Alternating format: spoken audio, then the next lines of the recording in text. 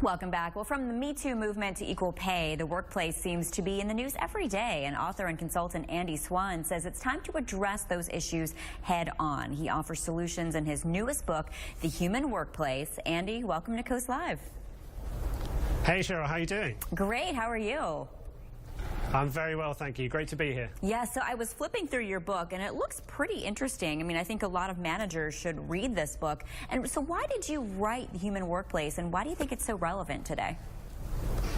You know, it's really relevant today. We're starting to see some new practices in organizations. We're starting to see technology enable new collaboration. We talk about innovation the whole time, and we talk about new thinking and evolve or die, but nobody really knows what that means. And then you look back and you turn on the news every day and you still see, you know, Me Too, you see inequality of pay, you see harassment, you see bullying. So you see this old kind of command and conquer way, command and rule way of running organizations still pervading, but there's this kind of shift in thinking, and people are still going to work miserable in their jobs, and bosses are still trying to think, how can I enable people to be better? And the human workplace is the start of this new way of thinking. It's very practical advice to say, okay, here's a different way of looking at it. Here's what happens if you put your people front and center, because when people thrive, your company thrives too. And here's some very simple actions you can take to make it real without having to rip your organization apart and try to put it back from the beginning. So when a manager reads this book, what kind of important lessons do you think he or she will take away from The Human Workplace?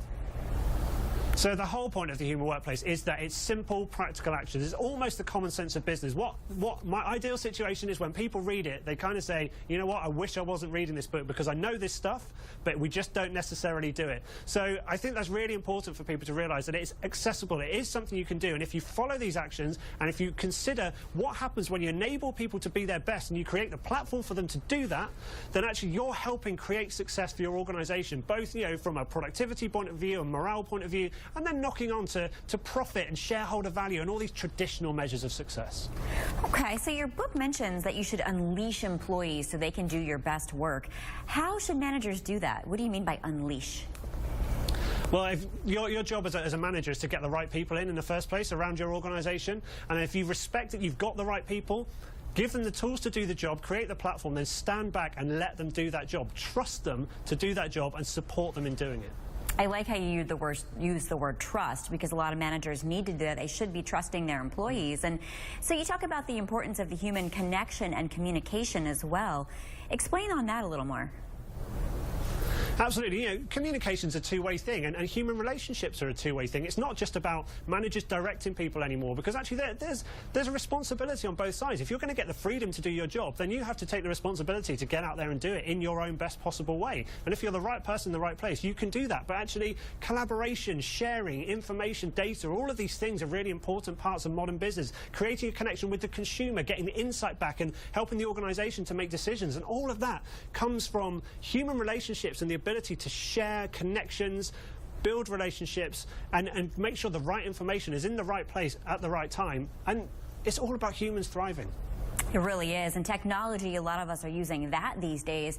How do we use technology to actually promote better communication and empower people and not separate us? Completely. You know, technology gets a bad press. You've probably got a smartphone, you know, pretty close to you right now. You know, we all have. And actually, that's a platform for communication. It gives us data, it gives us information, it links us to other people, it allows us to share, it allows us to form opinions, to communicate. We need to use that as an enabler for better human connection, rather than hide behind it to kind of, you know, cover our backs. I think every manager should have a copy of this book. So where can people get a copy and learn more? Absolutely. Get up to my website, andyswann.co, 2 N's in Swann. There's a great little discount from the publisher there as well. We like discounts. Thank you so much. Great information. Thanks, Cheryl. Much appreciated. All right, now it's time.